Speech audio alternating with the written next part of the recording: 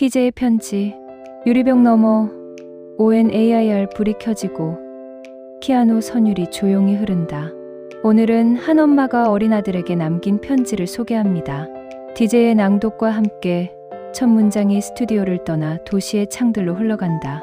사랑하는 희재야, 이 편지를 읽을 때쯤이면 엄마는 내 곁에 없을지도 몰라.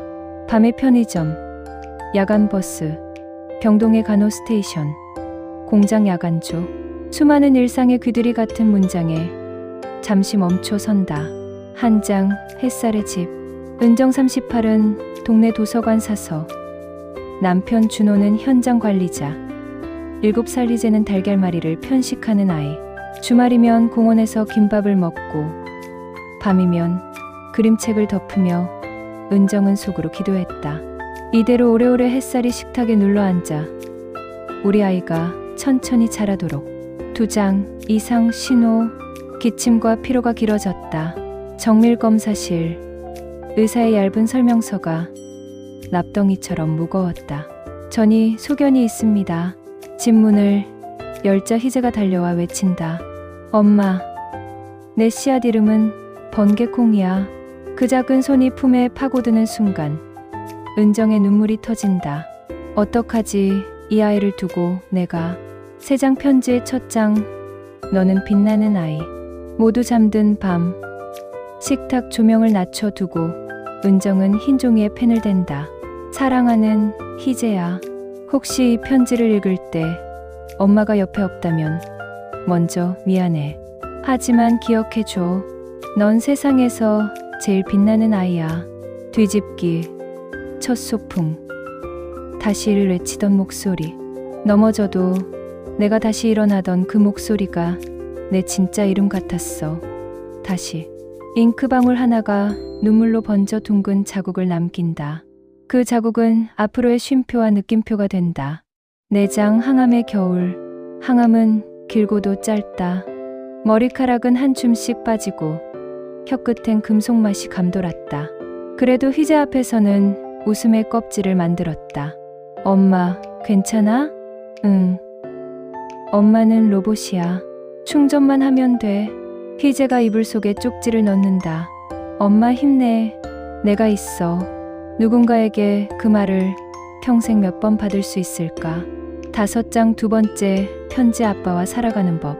은정은 조리법을 편지에 적기 시작한다. 김치찌개는 먼저 볶고 물을 붓는단다. 달걀말이는 약불에서 천천히. 시간은 불보다 중요해. 생일 촛불은 홀수로. 대신 소원은 짝수로 빌어나와 너를 위해. 그리고 가장 중요한 문장. 아빠가 화를 내도 사랑은 줄지 않아. 화는 사랑의 반대말이 아니야. 편지 말미엔 우리 집 규칙 초안이 붙는다. 서로의 말을 끝까지 듣기 모르면. 모른다고 말하기. 울고 싶을 땐 울기. 매일 밤. 오늘의 고마움 하나. 6장, 3번째 편지. 하늘의 주소. 은정은 마지막 비밀을 알려준다. 엄마는 하늘에 우편함을 만들 거야. 별이 내 창문에 붙으면 배달된 거야. 매일 밤 가장 기쁜 일 하나. 속상한 일 하나를 말해줘. 비가 오면 엄마가 우는 날이란 뜻이야. 하지만 비는 씨앗의 친구. 번개콩이 자라려면 비가 필요하지. 그리고 떨리는 손으로 3번 반복한다. 사랑한다. 사랑한다. 사랑한다. 영원히. 7장, 라디오로 간 봉투. 노란 봉투 앞면엔 여성시대 주소. 뒷면엔 한 엄마. 며칠 뒤. 부엌 라디오에서 낭독이 시작된다. 운전기사는 차를 세우고 주방장은 뒤집개를 멈춘다. 게시판엔 고백이 쏟아진다. 오늘 난 엄마가 다시 다녀갔다. 집에 가서 아들 안아주겠다. 준호가 말한다. 여보, 고마워. 편지는 한 번 더 배달되었다. 이번엔 글을 통해 세상으로. 8장, 마지막 날의 빛. 은정은 희재를 안고 말한다. 세상이 너를 오해하는 날에도 엄마는 내 마음부터 볼 거야. 근데 세상은 왜 엄마를 데려가? 세상은 바보 같고 착해. 우린 착한 날을 많이 만들자. 고마움 하나로. 밤 은정은 준호의 손등에 입을 대고 조용히 눈을 감는다. 방 안에는 낮은 전류의 숨소리만 남았다. 9장 첫 여름 빈자리의 기술. 장례 뒤 여름이 왔다. 준호는 냄비를 자주 태웠고 흰 티엔 뿌연고리가 졌다. 그때마다 편지를 펼친다. 내 곁에는 언제나 엄마가 있다는 걸. 편지는 살아있는 동물 같았다. 접어두면 잠들고 펼치면 방 안을 돌아다녔다. 열장 라디오의 친구들. 게시판엔 희재가 자주 오르내린다. 희재야, 달걀말이 레시피 공유한다. 오늘은 비가 오니 마음껏 울자. 제작진이 스튜디오로 초대한다. 유리병 너머 DJ가 인사한다. 저는 그 편지를 읽은 사람입니다. 저는 그 편지를 받은 사람입니다. 짧은 만남 뒤 준호는 깨닫는다. 편지는 여전히 배달되는 중임을. 둘은 그날부터 오늘 우리를 도와준 사람에게 짧은 감사 편지를 쓰기 시작한다. 11장 집안 신호등. 거실 벽에 빨강대와 어려움 노랑 잠깐만 초록 오케이 카드가 붙는다. 퇴근 후 10분은 빨강. 시험 전날은 노랑. 식사 시간은 초록. 오늘 고마웠던 일 하나씩? 학교 매점 아주머니가 천천히 씹어라고 했어요. 회사 앞 가게 아저씨가 우산 씌워줬어. 숫자보다 중요한 건 온도였다. 그 몇 마디가 집의 온도를 한두 도 높였다. 12장 비밀 주소의 연습. 비 내리는 밤. 희재는 창틀에 속삭인다. 엄마, 받아쓰기에서 달걀말이라고 썼는데 선생님이 웃으며 맛있겠다 하셨어. 창에 그린 동그라미 안에 작은 별이 깜빡인다. 배달 완료의 신호 같았다. 13장 금이 간 밤. 다시 회사에서 큰 질책을 받은 날. 준호는 방에 틀어박힌다. 빨간 카드가 오래 붙어 있었다. 희재는 노랑으로 바꾸고 초록을 기다린다. 한참 뒤 문이 열리고 준호가 말한다. 오늘 내가 누군가의 아빠인 게 무서웠어. 아빠, 무섭다고 말할 줄 알면 아빠야. 그날 밤 식탁엔 초록이 돌아온다. 초록 괜찮다 다시 간다. 14장 공개방송 편지의 집. 라디오는 편지의 집 공개방송을 연다. 무대 한편 엄마의 자리, 그 옆 편지의 자리. 사람들은 오래 묵힌 편지를 데려왔고 어떤 이는 오타 많은 문자를, 어떤 이는 칭찬장을. 희재는 아빠의 손을 꼭 잡는다. 여보, 당신 편지가 비처럼 내렸다. 15장 사계의 집. 봄 편식은 협상으로 바뀌고 달걀말이 두부일 콩한 번개콩이 자란다. 여름 장마가 길고 아이는 나도 컸다는 말을 배운다. 가을, 우리 집엔 하늘 주소가 있어요. 아이의 발표에 교실이 조용해진다. 겨울 첫눈 아래 눈사람 목에 엄마 스카프를 두른다. 쪽지 마음의 우편함 수거 2100점. 16장 교실의 편지. 과제 과거의 나에게, 희재는 미래의 나에게 쓴다. 미래의 희재, 엄마가 없는 날에도 잘 컸지? 화내는 날엔 편지를 먼저 펼쳐. 잊었을까봐 적는 말 다시가 내 진짜 이름. 선생님이 무릎을 꿇고 눈높이를 맞춘다. 선생님도 오늘 고마움 하나 내가 이 편지를 써줘서.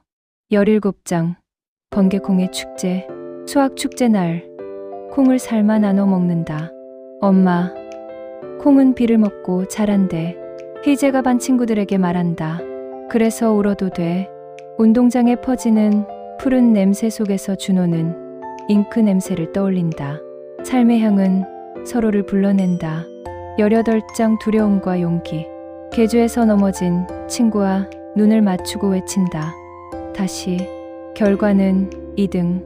금메달은 아니지만 교실엔 금빛이 돈다. 트로피보다 오래 반짝이는 건 다시라는 말이었다. 19장 겨울 특집 편지의 집이.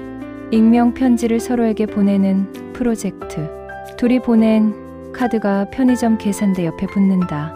라면에 달걀 하나 더 당신 덕에 어떤 아이의 밤이 따뜻해집니다. 그 아래 작은 메모가 붙는다. 잘 먹었습니다. 오늘도 초록.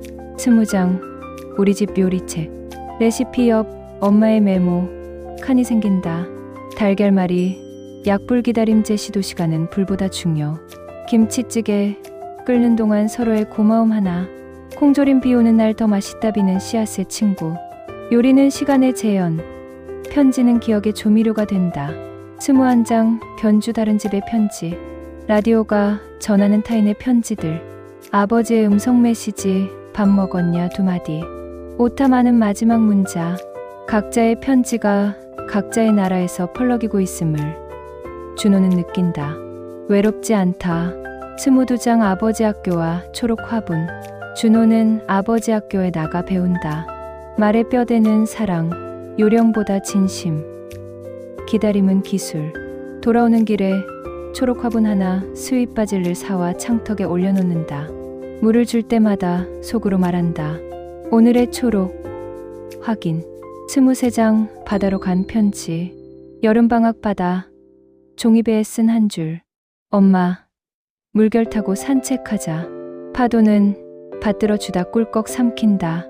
바다의 대답은 언제나 같다. 잘 받았다. 24장 크고 작은 졸업식. 초등 졸업식. 희재는 몰래 편지를 들고 간다. 엄마, 난 매일 조금씩 졸업했어. 울지 않던 날에서 울고 다시 가는 날로. 나는 계속 졸업할 거야. 사진 속 빈자리는 결핍이 아니라 사랑의 자리를 위한 의도다. 25장 중학생의 편지법. 사건 보고서 같던 편지는 해석과 자진부로 바뀐다. 친구와 다퉜지만 내가 먼저 사과했어. 이기려고 말고 살려고 하자고 했지. 우는 밤이 있어도 매번 초록이 돌아온다. 엄마의 문장이 만든 생활의 리듬. 26장 반짝이는 실패. 수학시험에서 계산 실수로 큰 점수를 잃는다. 창문별이 미세하게 떨릴 때 떠오른 문장 실패는 반짝인다. 실패가 다음 시도를 비춰주기 때문. 다시의 라디오는 늘 이보다 조금 더 크다. 한 바퀴 한 번의 심호흡. 27장 라디오의 고백 청년 편지. 봄밤. 마이크 앞에 선 희재 대학생. 엄마는 하늘에 주소를 만들었고 저는 10년을 우편했습니다. 오늘 그 주소를 세상과 나눕니다. 집안 신호등. 고마움 하나. 비는 씨앗의 친구. 그리고 다시 댓글이 쏟아진다. 아들아, 오늘부터 우리 집에도 신호등. 지각해도 끝까지 들었다. 여보, 고마움 하나 말하고 잘래? 라디오는 여전히 편지를 배달한다. 28장 20살의 여름 나누는 편지법. 자취방 벽엔 문장 4개. 시간은 불보다 중요해. 화는 사랑의 반대말이 아니야. 비는 씨앗의 친구. 내 진짜 이름은 다시. 희재는 교육공사에서 아영제 노인에게 맞춤, 우편함을 가르친다. 어느 아이가 말한다. 우리 집엔 우편함을 2개 만들래요. 같은 말도 다르게 배달돼야 할 때가 있어요. 인생은 늘 이런 방식으로 스스로 더 잘 알아간다. 29장 마지막 상자. 마지막 문장. 장맛비 깊은 밤. 오래된 나무 상자에서 마지막 편지를 펼친다. 사랑한다. 사랑한다. 사랑한다. 영원히. 편지를 접고 누우면 어둠 속 아주 작은 빛이 깜빡인다. 휴대폰 충전등도, 항공기 경고등도 아닌 마음 속 별의 전멸. 그 별이 말하는 것 같다. 초록. 희재가 속삭인다. 엄마, 오늘의 고마움 하나. 라디오에서 어떤 아버지가 아들아, 울어도 된다고 말했대. 그 아들이 다시라고 대답했대. 우리 주소 잘 쓰이고 있어. 창밖에 빗방울이 탁자 모서리를 톡 두드린다. 편지의 봉을 눌러 붙이는 마지막 슥소리와 닮았다. 잘 받았다. 잘 보낼게. 다시.